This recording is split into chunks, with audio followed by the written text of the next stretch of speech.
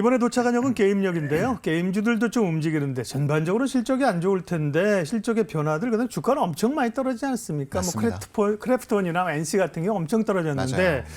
일단 위메이드가 P2E 하면서 엄청 바람을 일으켰는데 네. 실적이 적자 전환했고 맞아요. 최근에 또 새로운 게임이 나이트 크로우 네. 뭡니까 이건 또? 네. 이것도 또 MMORPG예요. 네. 조금 장르를 다변화했으면 좋겠는데 이게 돈이 되니까 어쩔 수 없이 할 수밖에 없는 것 같아요. 캐주얼 그래서- 게임보다는 네, MMO가 맞아요. 돈이 되나 봐요. 네, 저처럼 이제 캐주얼 게임, 뭐 애니팡 이런 거 좋아하는 사람은 돈이 안 되는 고객이거든요. 네, 그래서 맞아요. 돈이 되는 쪽들을 노린 그런 게임들이 여전히 출시가 많이 되고 있다. 그래서 좀 장르는 향후에 다변화가 좀 됐으면 좋겠다라는 저희 이제 희망을 좀 말씀을 드리고요. 네. 일단 매출이 전년 동기 대비해서 24% 줄었고요. 이거는 이제 게임 매출에 방어가 좀 실패가 된 겁니다. 왜냐하면 기존의 미르 이런 쪽들 IP가 오래됐어요. 그래서 노후화가 되다 보니까 여기에서 더 이상 꾸준한 매출이 나오기가 힘들다는 거죠. 위메이드도 본업에서 돈 벌기보다 그동안에는 이제 코인 발행하고 그랬었죠. 이런 것 때문에 옛날에 돈 벌고 그랬어요. 네, 맞아요. 그러니까 본업이 그래서 좀 어려운 거죠. 살짝 잘 될 때도 있긴 있었습니다. 맞아요. 그때 예. 이제 P2E라던가 NFT, 메타버스 이런 쪽들 그때는 이제 시장 환경이 달랐죠. 네. 유동성이 많이 넘치는 시기였기 때문에 너 PER, NFT 하니까 50배 좋아. 또 메타버스도 한다고 100배 좋아. 이런 식으로 돈이 마구마구 들어올 수 있었던 시기였어요. 근데 지금은 아니잖아요. 그렇다 보니까 이런 NFT, 메타버스 같이 밸류를 올려주던 것들이 다 떨어져 나갔는데 거기다가 본업도 안 된단 말이에요. 설상가상이죠. 정말로 그렇기 때문에 적자 전환을 했다라고 하는 거는 전년 동기 대비해서고요. 지금 4분기 연속으로 적자입니다, 사실은요. 굉장히 어려운 시기를 보내고 있기 때문에 제가 뭐 여타 방송들에서 말씀드릴 때도 게임주는 조금 조심히 접근을 하는 게 좋을 것 같다. 게임주를 보기 전에 먼저 봐야 되는 것은 시장 환경, 네. 유동성이 다시 들어올 수 있는 환경이 만들어지는가를 봐야 된다라고 말씀을 드렸던 거고요. 다만 아까 말씀드렸던 나이트크로우 그쪽은 그래도 좀 고무적이에요. 게임은 항상 신작이죠, 그죠? 맞아요. 신작이 신작. 무조건 나와야 돼요. 네, 신작이 일단 나와야 되고 네. 그게 1위 매출을 찍거나 인기 순위를 올라가요. 맞아요. 근데 새로 나온 것에 대해서 사람들이 그냥 신기한 감정? 네. 한번 해봐야지, 무료니까 다운 받아봐야지. 네. 여기에서 그치고 그냥 순위가 쭉 하락하는 게임들. 근데 지금 뭐 순위에는 꽤 올라갔다고 이건 달라요. 그러죠? 네, 이건 달라요. 우리 지금. 신라 작가님이 아까 순위에 올라갔다 맞아요. 얘기하셨어요. 네. 양대마켓 1위입니다. 네. 1위라고 하면은 지금 구글 플레이 앱스토어 기준으로 했을 때 네. 일매출이 한 군데에서 한 20억 정도 나오는 거예요. 왜냐하면 리니지 모바일이 20억 정도로 1위 자리를 쭉 지켜왔기 때문에 그것과 순위를 바꿨다라는 것은 새로 나왔는데 인기 순위만 높은 게 아니라 매출도 하루에 20억 이상 나오고 있구나라고 우리가 추정을 해볼 수가 있는 거죠. 네, 부지런히 가야겠습니다. 맞아요. 이제 위메이드는 오늘 9.7%나 빠졌고 이렇게 네. 많이 봐야지 실적 때문에 의원님이 사셨다는 코인이라 그런가 어쨌든 그랬고 위메이드는 편안하지 네. 않고 사실은 게임주의 절대 강자는 과거 NC소프트 아닙니까? 그랬었죠. 그러다가 이제 더 큰 공룡이 크래프톤이 네. 올라온 거잖아요. 맞아요. 네. 네. 두 회사는 어떻습니까 실적이?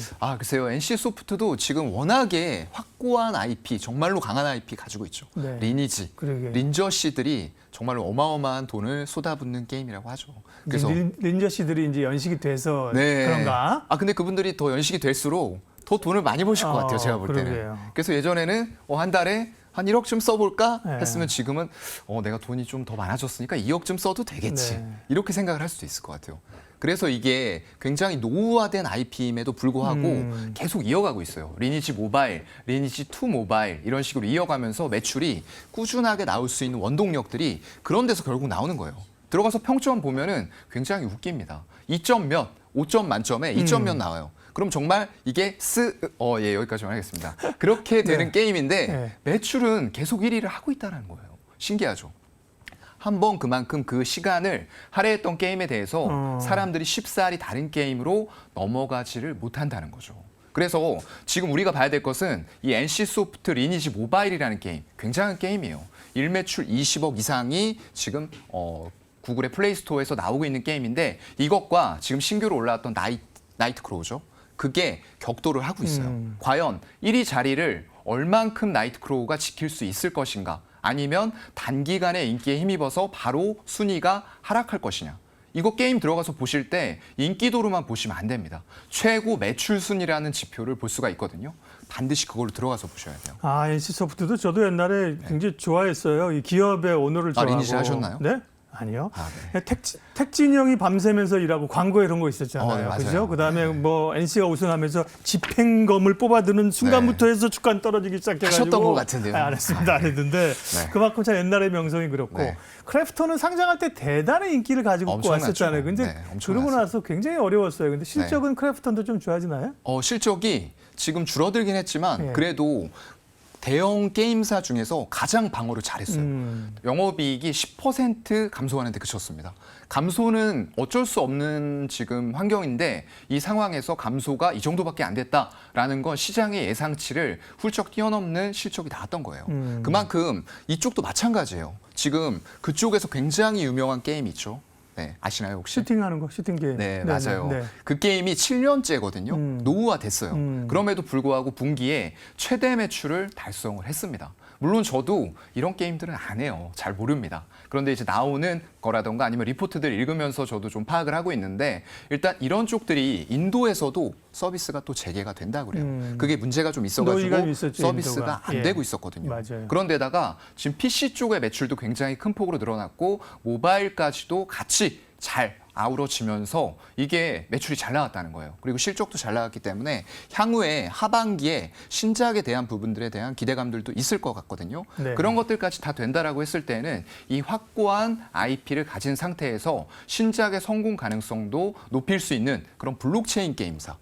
예, 지금 블록체인도 굉장히 강하고요. AI 쪽에 딥러닝 시스템이 이쪽이 굉장히 강합니다. 그래서 향후에 말씀드렸던 대로 게임사는 기존의 게임들만 가지고 밸류를 책정하는 시대는 아닐 거예요. 향후에는 아까 말씀드렸던 NFT라던가 메타버스, 거기다가 AI의 딥러닝 같은 것들이 게임사의 밸류를 올려줄 수 있는 요인들이 되기 때문에 네. 이런 쪽에 특화된 기술들을 가진 업체들은 당연히 그만큼 유동성이 시장으로 유입이 예. 될 때는 높은 밸류를 받으면서 주가가 다시 한번 점핑할 가능성이 높겠죠. 알겠습니다. 아, 우리 미스터 카프랑 얘기하면 시간이 이렇게 빨리 가. 다 됐나요? 벌써 네. 우리 역 도착할 시간이 다 돼가지고 네. 관심주를 그러니까 기본적으로 게임주에 대해서는 그렇게 적극적이고 아주 긍정적인 시각은 기본적으로는 아니다, 네네. 그죠? 이게 맞아요. 게임주가 주도주가 되면서 시장을 주도할 가능성이 네, 아직은. 낮잖아요. 네. 약간 보수적으로 보면서 네. 그 가운데 그러면 관심주는 그때도 제가 4월 26일에 보니까 이 시간에 나와서 게임주를 다뤘더라고요. 네. 그때도 말씀드렸던 종목이에요. 네오위즈. 네오위즈. 네, 피의 거지.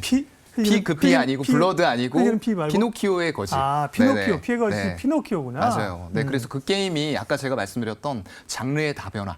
그 콘솔 쪽이거든요. 그래서 이런 것들이 결국에는 북미 시장이라던가 조금 다양한 계층을 노릴 수 있는 그런 게임을 출시를 하면서 게임스컴에서 3관왕을 또 차지를 했어요. 그만큼 기대를 한 몸에 받고 있는 그런 상태에서 브라운 더스트라는 게임이 또 6월에 이제 출시가 될 예정입니다. 이거 글로벌 출시예요. 그렇다고 하면은 성공 가능성이 높은 게임들이 차례차례 나온다라고 했을 때는 1분기, 2분기 실적이 안 좋고 미스가 날 때가 오히려 매수 기회가 될 수도 있겠다라는 생각을 조금 계속 해보고 있습니다. 네오위즈는 이제 주봉으로 보면 그래도 이렇게 계속, 게임주가 관심 없는데 꾸준하게 네, 그죠? 괜찮았어요. 흔들면서 네. 올라가고 있네요, 그죠? 이게 네. 그 아무래도 약간의 그 카지노 게임 같은 것들이죠. 예. 그런 것들이 계속 매출이 뒷받침이 됐기 때문에 그런 것도 같아요. 네, 피노키오, 피의 거짓, 네. 네오위즈까지 점검하면서 오늘 사연관 차장과는 여기까지 얘기를 해야 될 것 같습니다. 오늘도 아주 너무 재밌고 도움되는 얘기 많이 했고요. 네, 수고하셨습니다. 퇴근하십시오. 네, 퇴근하겠습니다. 고맙습니다. 네.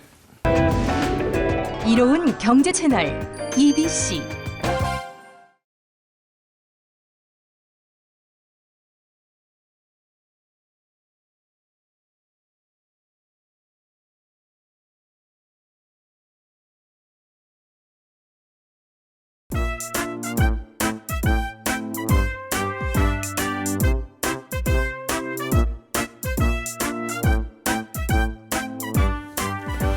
예, 이번에는 오늘 밤에 우리가 가야 할 역, CPI 역인데, 안녕하세요. 네, 최영 씨가 오셨고요. 이재선 의원님이 오셨습니다. 어서 오십시오. 안녕하세요. 지난번에 이제 하반기 리포트 자료 쓰신다 그러더니만 네. 지쳐 보이시네. 그거 쓰시느라고 힘을 좀 빼셨군요. 아, 네. 드디어 그래도 발간을 해서. 털었어? 네, 털었습니다. 네. 와, 그러니까 뿌듯하네요. 네. 몇 페이지짜리 쓰셨는데요, 시간적으로? 거의 한 50페이지 와, 가까이 쓴 것 같습니다. 그러니까요. 네. 애쓰셨습니다. 아, 아닙니다. 그 얘기도 우리 좀 오늘 해주시고요. 네네네. 자료 쓰신 거 얘기해 주시고 일단은 네. CPI 미국의 4월 소비자 물가 지수인데 네. 미국도 그렇고 우리도 그렇고 약간 조정 양상은 뭐 부채 한도도 있지만 이런 거 확인하려고 하는 좀 심리가 있었다. 차익 매물이 그렇게 봐야 되는 거겠죠? 그렇죠. 강하죠. 일단 저희가 뭐 연준의 금리 인상 사이클이 대략적으로 뭐 빠르면 뭐 지금 5월 네. FMC 회의에서 아니면은 뭐 늦어도 사실 6월 달로 프라이싱을 하고 있기 때문에 뭐 금리에 대한 부분을 뭐 안심하고 가져간다라고 얘기를 하겠지만 여전히 저희가 물가 지표는 이제 하반기에 들어서도 중요한 변수로 작용할 수 있을 거기 때문에 CPI가 매월마다 발표되는 거에 따라서 사실 시장의 또 방향성도 일시적으로 변동성이 확대가 되느냐 마느냐가 좀 정해질 것 같고요. 이번에 나오는 CPI 일단 컨센서스부터 말씀을 드리자면은 헤드라인 CPI는 이제 코어 CPI보다는 여전히 조금 낮은 수준을 기록을 할 것 같아요. 저희가 문제는 이제 코어 CPI가 사실 헤드라인 CPI보다 조금 낮아지는 그림이 그려져야 헤드라인은 되는데 YY로 5.0? 네, 5.0% 수준에 조금 머무를 것 같고 네. 뭐 사실 낙관적이면 한 4%대까지 바라볼 수도 있을 것 같아요. 네. 근데 뭐 사실 헤드라인 CPI가 4%대까지 떨어진다라고 해서 시장에 이런 호재로 이제 강하게 작용한다라고 봤을 때 그거는 사실 코어 CPI가 같이 떨어져줘야지 호재로 작용할 것 코어는 잘 같다. 안 떨어져요? 코어는 사실 저희가 1분기부터도 보자면요. 헤드라인 대비해서는 그 하락 속도가 그렇게 빠르지만은 않습니다. 네. 아무래도 이게 뭐 여러 가지 요인들이 이제 지금 작용을 하고 있는데 저희가 지금 고금리 이 인상 사이클에도 역설적으로 소비가 안정적으로 조금 유지가 되는 점, 또 이제 저희가 집값에 대한 부분이 사실 1년 정도 후행을 해서 CPI에 좀 반영이 되거든요. 코어 CPI예요. 네. 근데 저희가 코어 CPI에서 집값이 차지하는 비중이 대략적으로 한 30% 수준이니까 굉장히 큰 기여도를 합니다. 근데 저희가 집값이 작년 6월 달부터 크게 빠지기 시작을 했어요. 그러면은 집값이 빠지는 1년 정도 뒤 시점이 사실 6월 달 내지는 뭐 2분기 중으로 이제 나타날 가능성이 예. 높기 때문에 그 전까지는 코어 CPI의 절대적인 수치가 크게 빠지지만은 않을 거예요. 그래서 이번 같은 경우도 보자면은 CPI의 특히 이제 코어 CPI가 좀 빠르게 빠지겠다라는 기대감이 그렇게까지는 세지만은 않은 것 같아요. 그래서 뭐 부채 한도 이슈도 있겠지만 설명해 주신 대로 CPI에 대한 기대감이 그렇게까지 크지만은 않기 때문에 증시가 일정 부분 상당히 제한이 되고 있다라고 이제 말씀을 드릴 수가 있을 것 같고요. 시장이 가장 좋아하는 베스트 시나리오 같은 경우를 보자면 하반기 때 들어서 코어 CPI가 일단 기준금리와 헤드라인 CPI보다 좀 낮아져야 됩니다. 그래야지만 사실 연준이 금리 동결을 하고 이제 디스인플레이션이 서서히 약화되는 구간 내에서는 증시가 오를 수 있을 만한 모멘텀을 이제 보유를 하게 된다라고 예. 설명이 가능할 것 같고요. 저희가 유가 파동 당시에도 그랬어요. 사실 이제 유가 파동 당시에도 연준이 이제 CPI가 어느 정도 잡힌 줄 알고 금리 인하를 했던 사례가 한 몇 차례 구간이 있었거든요. 1, 2차 유가 파동 당시에 한 3, 4차례 있었다라고 보시면 될 것 같은데 그때 사실 연준이 놓치고 있었던 네. 게 코어 CPI를 제대로 잡지를 못했습니다. 이제 기준금리와 헤드라인보다 아래로 떨어지는 그림이 확인되기 전에 기준금리를 내렸기 때문에 시장을 일시적으로 좋아는 하긴 했지만요. 그 이후에 이제 코어 CPI가 다시 튀어오르게 되면서 시장이 더 한 번 크게 조정을 받았던 경험이 파월이 있었거든요. 그걸 무서워하고 있는 거잖아요. 그렇죠? 그쵸. 예전에 학습 효과가 있기 때문에 조심 있게 하는 거. 그러면 이제 몇 개월 조금 더 확인해야겠다. 추세를. 그죠? 예. 그렇죠. 그래서 이제 파월 의장도 사실 뭐 매 회의마다 나와서 아직까지 금리 인하를 할 가능성이 적다라고 네. 얘기를 하는 게 시장에 오히려 기대감을 불어넣게 되면은 기대 인플레이션을 올리는 요인이게 되고 이게 다시 코어 CPI를 상승하게끔 만드는 요인이라서 일부러라도 이제 그 말을 조금 긴축적으로 하면서 시장의 긴축 효과를 지금 던져주고 있다라고 보시면 될 것 같고요. 파월 인기 없던데요. 오늘 뭐 설문조사 나온 거 보니까. 그렇죠. 파월이 인기가 있을 수가 없죠. 그러니까요. 지금 상황에서는 네. 뭐 그렇죠. 예. 근데 뭐 이게 맞죠, 사실은. 예. 왜냐하면은 저희가 물가를 잡기 위해서 그간 고금리의 그 인상폭을 견뎌왔었는데 이거 인상폭을 견딘 만큼의 이런 좀 결과가 나와야 되는데 예. 사실 이제 도루묵이 된다라고 했을 때는 정말 우리가 걷잡을 수 없을 정도로 소위 말하는 스태그플레이션 시대에 좀 장기화 가능성을 열어둬야 되기 때문에 이거는 정말 주식시장이 부정적인 이슈일 수밖에 없다. 그렇기 때문에 파월 의장은 개인적으로 제 생각인데 잘 하고 있다라고 생각은 들고 있고요. 네.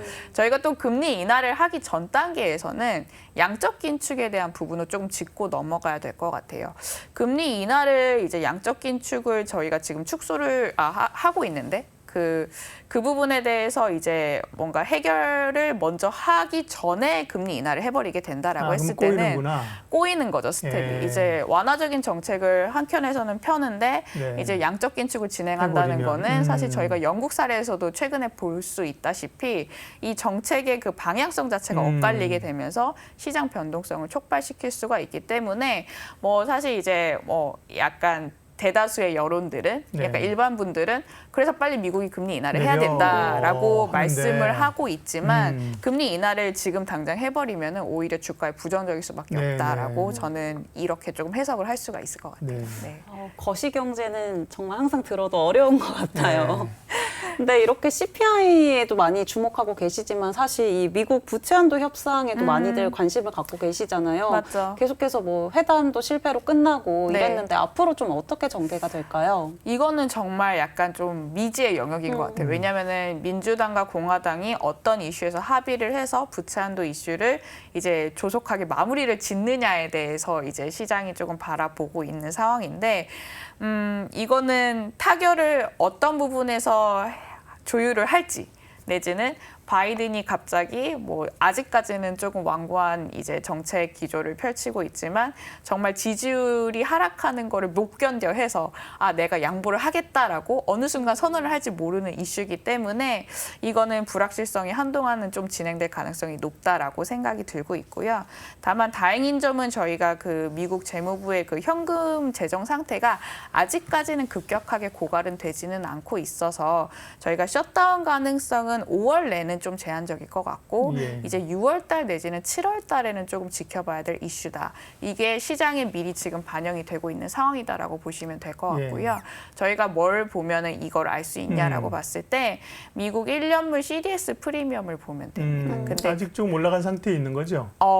그 전주보다 아마 더 많이 올라가 예, 있을 거예요. 제가 마지막으로 확인했을 때가 150bp 가량이었는데 네. 거의 2008년도 이후에 거의 최고치까지 이제 상승을 했다라고 보시면 될 것 같거든요. 이게 단기물이 이제 급격하게 좀 변동성이 이제 있을 가능성을 시장은 좀 네. 염두를 하고 있는 상황이어서 미국 CDS가 150bp면 사실 그죠? 최고 강대국. 거의 뭐 우리도 그쵸. 그 정도 되겠다, 그죠? 우리가 아마 그 정도도 지금 안 될 거예요. 아마. 그러니까 미국에 네. 대해서 불안하게 보고 있다는 거죠. 네, 지금 불안하게 보고 있는 상황이고 그래서 이제 바이든 내지는 민주당이 제가 봤을 때는 그분들이 양보를 조금 해야 될 것 같아요. 네. 왜냐하면 이제 하원이 공화당이 다수인 상황이기 때문에 하원을 이제 좀 바라봤을 때는 사실 이제 공화당 입장에서는 아쉬울 건 없거든요. 이제 예산안을 강력하게 밀어붙이는 주체는 민주당인 거고, 네. 공화당은 그거를 뭐 허용하느냐, 아니 수용하느냐 마느냐 이제 본인의 이제 결정에 이제 달린 거라서 아마도 이제 예산안 중에서 공화당이 일부 이제 지금 허용할 수 없겠다라고 하는 법안을 좀 수정할 가능성이 높지 않느냐라고 네. 좀 생각이 들고 있고요. 그 중에 하나가 이제 세율에 대한 부분입니다. 저희가 법인세율이랑 이제 그 자사주 매입에 대한 세금을 민주당이 좀 높게 측정을 해서 네. 예산안을 통과를 시키려고 해요. 공화당은 세금을 좀 낮추자 주의고, 그죠? 네, 낮추자는 주의고 예. 아무래도 그런 친대기업 예, 예. 성향이 있다 보니까요. 그런 데서 양보를 좀 하면 되겠네. 예. 그렇죠. 양보를 하게 된다라고 했을 때 저희가 이거는 뭐 사실 상상의 나래의 시나리오긴 네. 하지만 주식시장 입장에서는 장기적으로는 또 긍정적이죠. 그렇죠. 네. 왜냐하면은 빅테크 기업들이 자사주 매입을 함으로 인해서 이 주가가 어느 정도 방어가 되는 건데 자사주 매입을 할 수 있는 여력은 사실 세금에 대한 부분이 조금 경감이 된다라고 했을 때 오히려 약간 그 기업들에게는 긍정적인 이슈일 가능성이 높아서요. 네. 지금 이제 부채 한도가 사실 굉장히 남아있는 걱정거리인데, 근데 덜 걱정하는 거는 이미 알려진 악재로 우리가 이렇게 얘기를 많이 하고 있다, 그죠? 맞아요. 알려진 악재는 더 이상 악재가 아니라는 네. 거고, 원래 이게 1월인가 2월에 사실 끝내야 되는 건데, 맞아요. 이슈가 됐었죠. 그걸 지금 5월, 6월까지 끌고 왔잖아요. 네. 2월도 앨런이 6월 1일이라고 하는 거지, 엄살이지 더 몇 개월 견딜 수 있다는 거예요. 음. 그냥 1년 더 가버리지 뭐. 예상은 없이. 있지, 그죠? 버틸 수 있네. 그리고 만약에 조금 셧다운이 되더라도 정말 최악의 시나리오로는 셧다운이 될 수도 네. 있어요. 저희가 안 됐던 경우도 뭐 몇 차례 있었지만 뭐 2018년 같은 경우를 보면은 거의 이제 트럼프 맞아요. 대통령 네, 시절에는 한 달 가까이 셧다운이 됐었거든요. 네. 근데 그때 보면은 주가는 그 전에 이미 그 불안함을 반영을 해서 한 2~3% 정도 이제 기간 조정을 조금 받았었는데 사실 이제 그 셧다운이 풀리고 네. 다시 이제 시장이 원상복귀 됨으로 인해서 주가는 회복을 대부분 이제 빠르게 했었었고요. 네. 가장 최악의 시나리오는 2011년 같은 경우를 좀 꼽을 수가 있을 것 같은데 저희가 그때는 미국의 셧다운도 그렇지만은 이제 신용등급 강등이 그때 쇼크 컸었죠. 예, S&P에서. 예. 맞죠. 예. 그래서 고점 대비해서 거의 한 15%가량 빠졌었는데 네. 그거를 이제 주가가 대부분 회복을 할 때까지 한 반년 정도 시간이 좀 소요가 됐었습니다. 그러니까 이건 뭐 정치인들이 잘 해결해 주길 바라고 우리 정치인들도 뭐 제대로 뭐 우리말 안 되는데 미국 정치인들 어떻게 뭐 잘 해결하기를 기대하면서 네. 우리 자동차 얘기를 좀 해야 돼요. 오늘 CPI랑 네네네. 넘어가게 되면 네. 자동차는 보면 정말 글로벌 시장의 영향력이라든지 수출 데이터도 보니까 잘 나왔습니다. 자동차 좋게 보세요? 자동차는 저는 계속해서 좋게 보고 있어요. 시장의 성장성 자체가 저희가 이제 전기차라든지 내지는 이제 국가가 투자하는 곳에 저는 답이 있다라고 생각을 하고 좋은 있는데, 말이네요. 예. 네, 근데 지금 뭐 미국도 그렇지만요, 중국이 그 블루오션 새로운 산업에 대해서 선점하려는 굉장한 큰 무빙을 보이고 있기 때문에 사실 이제 자동차라든지 그 이제 부수적으로 딸려오는 부품주 내지는 2차 전지 관련된 네. 업종도 중장기적으로 보자면은 긍정적인 것 같아요. 그리고 저는 이제 탑다운을 보는 입장에서 수출액 데이터를 굉장히 유심히 보는데. 네. 우리나라 뭐 아시다시피 수출 중에서 원래는 반도체 비중이 가장 컸었거든요. 근데 연초부터 수출 데이터를 보자면 자동차와 2차 전지에 대한 수출 비중 영향력이 맞아요. 계속해서 지금 확대가 되고 있는 상황이고요. 특히 이제 저희가 이제 공급망 재편을 지금 어느 정도 이제 하는 그 가운데에서 미국의 수혜를 보는 업종, 미국 그 수출의 수혜를 보는 업종이 대표적으로 자동차 업종이라고 보시면 될 것 같아요. 그 미국향 수출 중에서도 저희가 반도체 대비해서 원래 자동차가 비중이 컸었는데 그 비중도 계속해서 조금 많이 늘어나고 있는 상황이다라고 보시면 될 것 같고요. 네. 이게 수출액이 늘어난다는 점은 향후 기업 어닝에 꽂힐 가능성이 그대로 이제 투영될 가능성이 높은 이제 그 시차를 두고 나타날 가능성이 높은데 실제로도 이제 자동차와 2차 전지 컨센서스 영업이익 같은 경우를 보자면 뭐 대표적으로 저희가 이제 경기 민감주 다른 이제 업종이 반도체 같은 경우는 사실 상반기 때 계속해서 이제 영업이익률이라든지 감익이, 네. 컨센서스가 감익이 되고 있는 반면에 이제 그 해당 업종들은 컨센서스가 오히려 올라가는 그림이 그려지면서 어떻게 보면 이 지금 증시에 조금 조정이 일어나고 예. 있는 장에서도 상대적으로 방어력이 지금 강한 이제 좀 상태를 보여주고 있다. 그래서 1분기 실적 서프라이즈 나오고 올랐다가 조금 쉬면서 다시 오늘 같은 보면 네, 또 좀 오르는 모양새를 상승하더라고요. 나타내더라고요. 네, 네. 네. 또 주영 씨 궁금한 근데 이렇게 수출입 이야기가 또 나왔으니까 중국 수출입 지표를 좀 얘기를 해보면은 네. 사실 수출은 증가를 했는데 네. 수입은 좀 감소하는 그런 모습을 보이더라고요. 네네. 그래서 이 부분에 대한 우려가 좀 있던데 어떻게 보시는지 궁금해요. 그렇죠. 저희가 미국향 수출은 조금 늘어나고 있는 반면에 결국에는 저희가 수출 증가율이 반등폭이 좀 세지려면은 중국이 어느 정도 도와줘야 되는 게 맞거든요. 그래서 저도 뭐 매 월마다 얘기를 하고 있지만 중국 수출입 데이터가 이제 하반기 때는 향후 중요해질 거다라고 이제 말씀을 드리고 있는 상황이고요. 근데 오늘 이번 주에 나오는 수출입 데이터도 보면은 수출 물량은 조금 늘어나긴 했지만 수입에 대해서 아직까지는 좀 수요가 좀 더딘 흐름을 좀 보여주고 있는 거는 사실입니다. 그래서 아직까지는 중국에 대해서 약간 좀 기대를 하는 부분은 좀 낮아지는 상황인 것 같고요. 네. 그래서 이제 미국 관련된 수출, 특히 아까 제가 말씀드렸다시피 수출액이 잘 나오면서 어닝이 조금 탄탄하게 이제 받쳐주는 자동차라든지 이제 관련된 업종들이 상대적으로 이 조정장에서 좀 선방을 해주고 있다라고 보시면 될 것 같습니다. CPI 자동차 기본적으로 이제 좋게 보셨고요. 하반기 전망 쓰신 거 오늘 맛배기로 조금 야근하신 출근하시면서 그 쓰신 분이 아까 60페이지 쓰셨는데 네네. 대체적으로 지금 5, 6월 뭐 5월에 팔아 그렇지만 하반기 전망들은 다른 증권사 하우스비는 좋던데요. 현대차는 어때요, 이재선님은요? 저도 좋습니다. 예, 예. 네, 좋아요. 네, 저는 이제 계단식 우상향으로 점진적으로 코스피가 상승할 거라고 생각을 하고 있고요. 일단 이제 코스피 상단 밴드는 2,760포인트로 잡았습니다. 네. 기회 요인을 좀 찾자면요. 아까 제가 수출을 말씀을 드렸는데 중국이 아직까지 크게 도움은 되고 있지는 않지만 어쨌든 간에 리오프닝에 대해서 저희가 지표들이 사실 상반기 때보다는 하반기 때 중국이 좀 잘 나올 가능성이 높아요.